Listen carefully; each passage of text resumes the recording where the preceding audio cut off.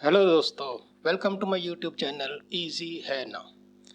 दोस्तों, आज की वीडियो, अगर आप इंडियन आर्मी में एज ए सोल्जर जीडी जाना चाहते हैं तो आज की ये वीडियो अवश्य देखें। इसमें मैं आपको बताऊंगा कि इंडियन आर्मी में कौन कौन से ट्रेड्स हैं और हर ट्रेड में क्या क्या एलिजिबिलिटी चाहिए, क्या क्या क्वालिफिकेशन चाहिए, और फाइनली हम बात करेंगे कि सोल्जर जीडी में जाने के लिए क्या हमारे पास, क्या रिटर्न एग्ज़ाम के लिए क्या सिलेबस है और रिटर्न एग्जामिनेशन किस पैटर्न में आएगा, और क्वेश्चन पेपर जो है वो मॉडल क्वेश्चन पेपर भी इसमें मैं आपको दिखाऊंगा।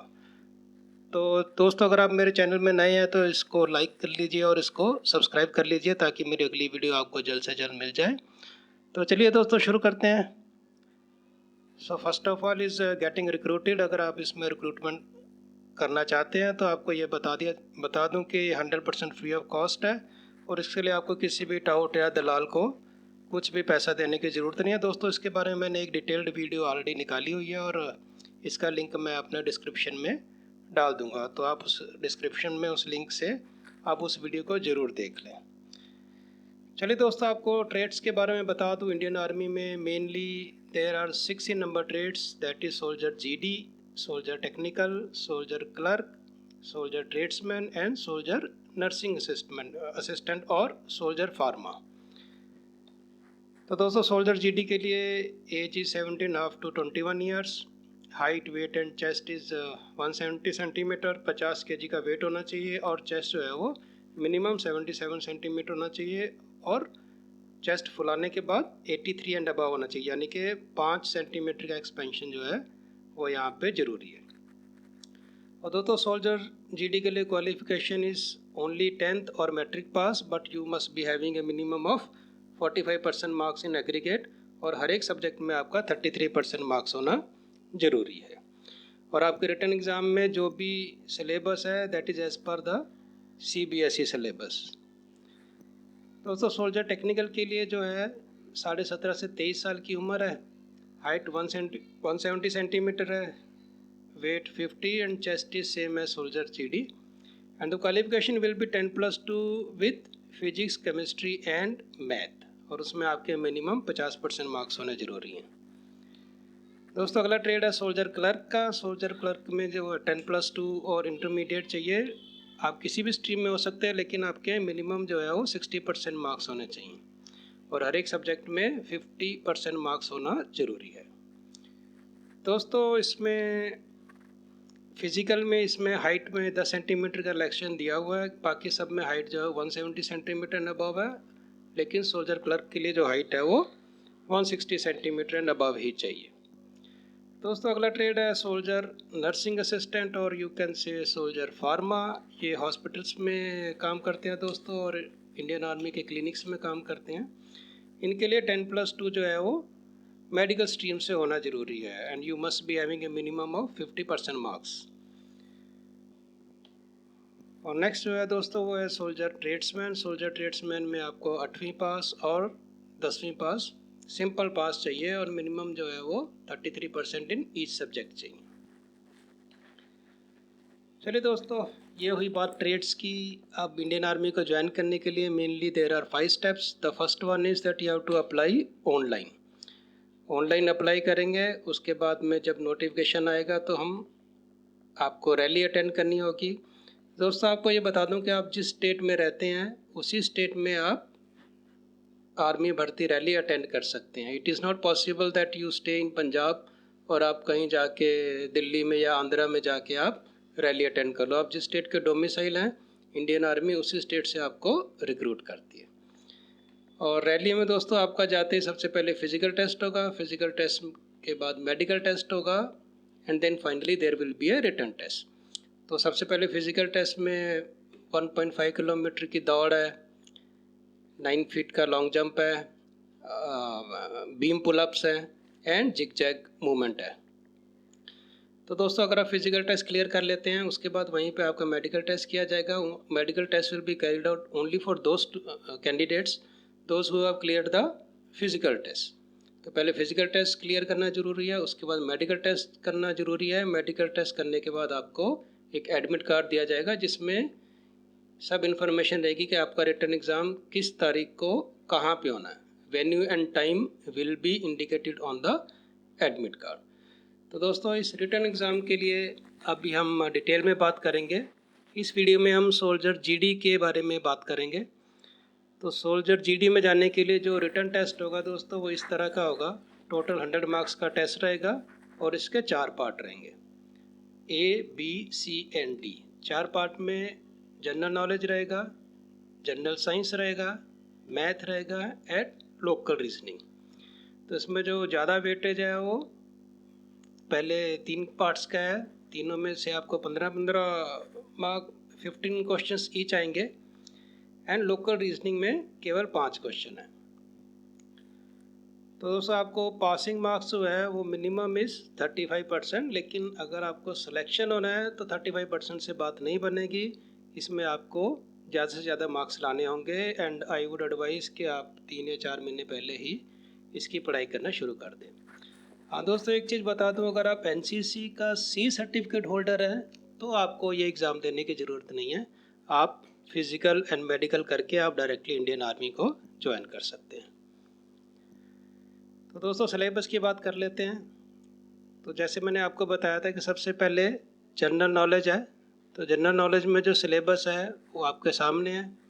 इसमें आपको there will be the questions relating to India and its neighbouring country, जो पर्टिकुलरली आजकल हो रहा है। जैसे आजकल चाइना के साथ में क्या चल रहा है, US के साथ में क्या चल रहा है, US का प्रेसिडेंट इलेक्शंस होने वाला है, पाकिस्तान के साथ में हमारे कैसे रिलेशंस हैं and about the history and culture of our own country, geography of our own country.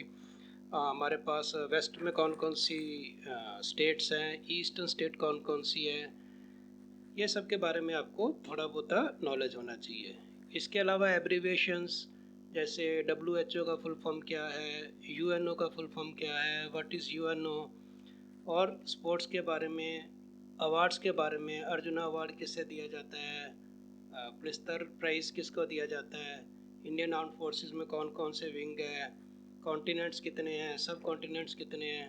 तो ये जो आपका 10th की बुक में हिस्ट्री है ये सब कुछ वहीं से आएगा।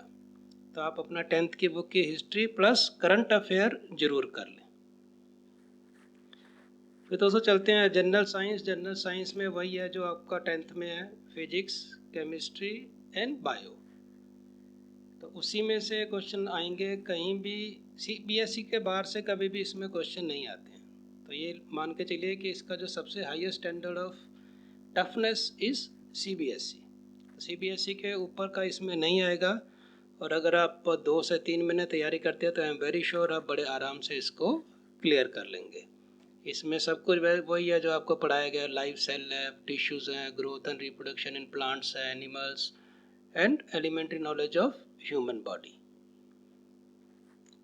तो आगे चलते हैं दोस्तों मैथमेटिक्स में। मैथमेटिक्स के भी आपको 15 क्वेश्चंस आएंगे और आपको नंबर सिस्टम्स हैं, फंडामेंटल्स ऑफ अर्थमेटिकल ऑपरेटर्स हैं, सेम जो आपका 10th का प्रॉफिट एंड लॉस है, एवरेज है, square root, ratio, proportion, HCF, LCM, percentage, ये सब आएगा, और टाइम एंड डिस्टेंस एक्सेट्रा।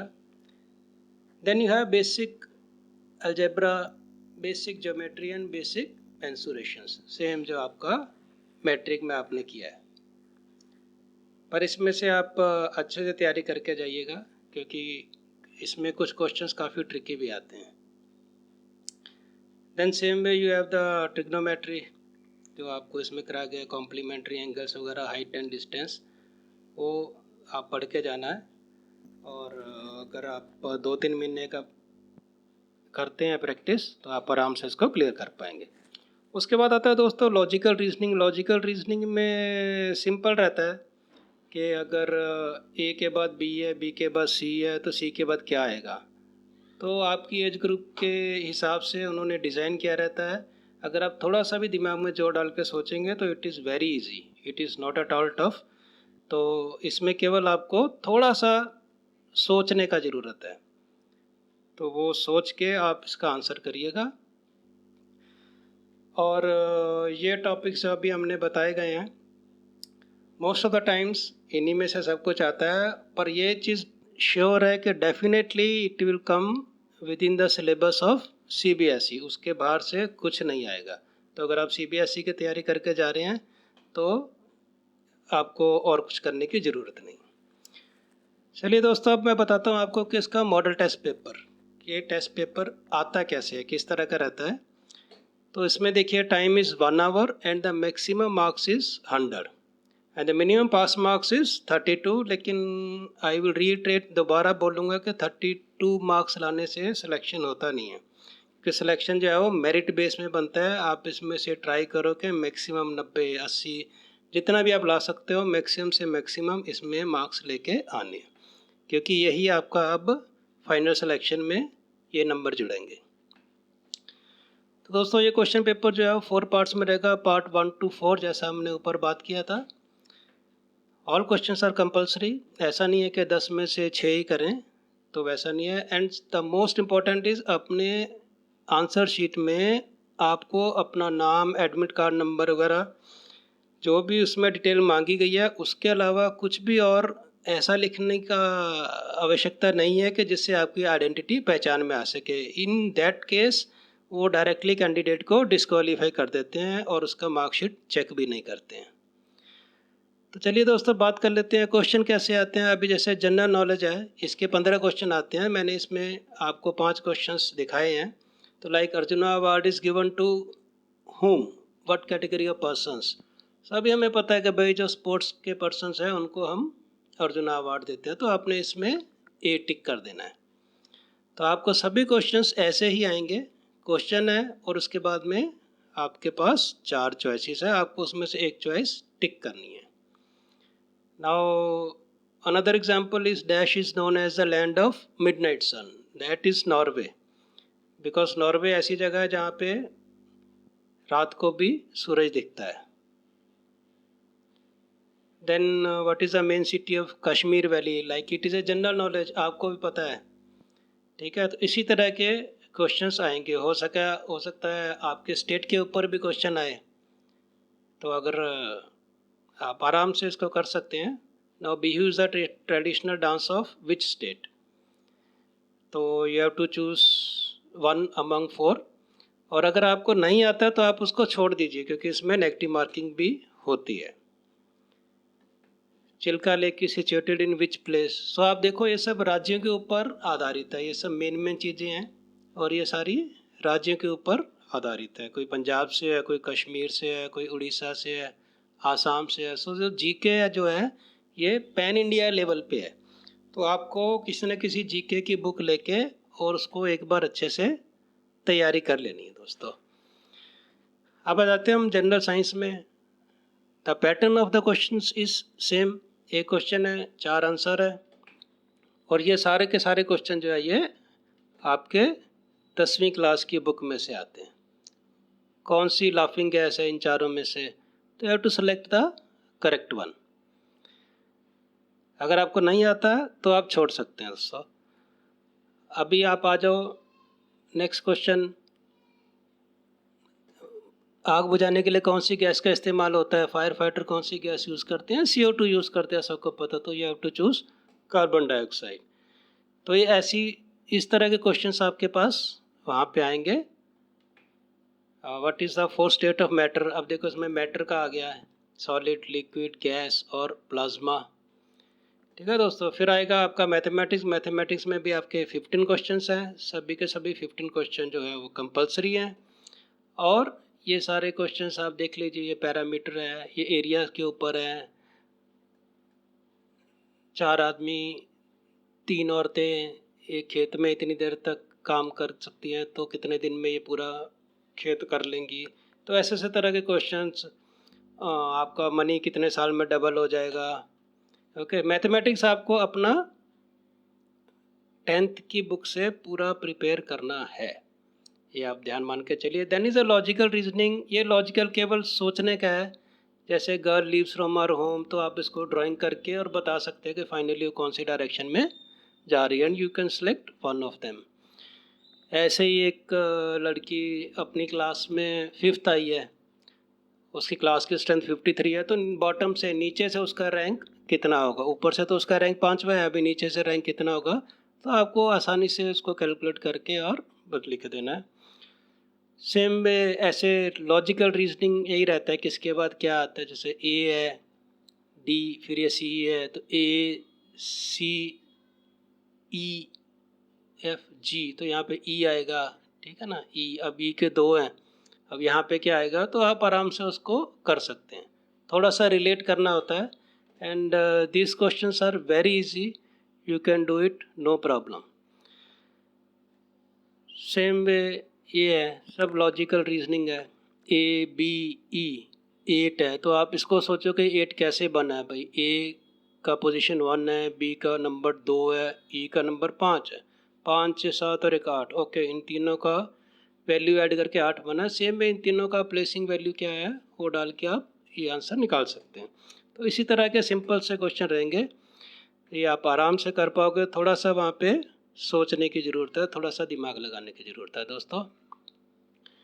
और आपको एक बार फिर बता दूं कि फाइनल सिलेक्शन के लिए जो रिटन टेस्ट है, this is one of the most important steps, क्योंकि इसमें जो मार्क्स आएंगे उसमें आपके फिजिकल के मार्क्स जुड़ेंगे और उसके हिसाब से फिर आपकी मेरिट लिस्ट बनेगी। और मेरिट लिस्ट बन के अगर सपोज़ 500 वैकेंसीज़ हैं और 1000 की मेरिट लिस्ट बनी है, तो उसमें पहले 500 को ये लोग ट्रेनिंग के लिए बुलाएंगे और अंदर अपने आर्मी में भर्ती करेंगे।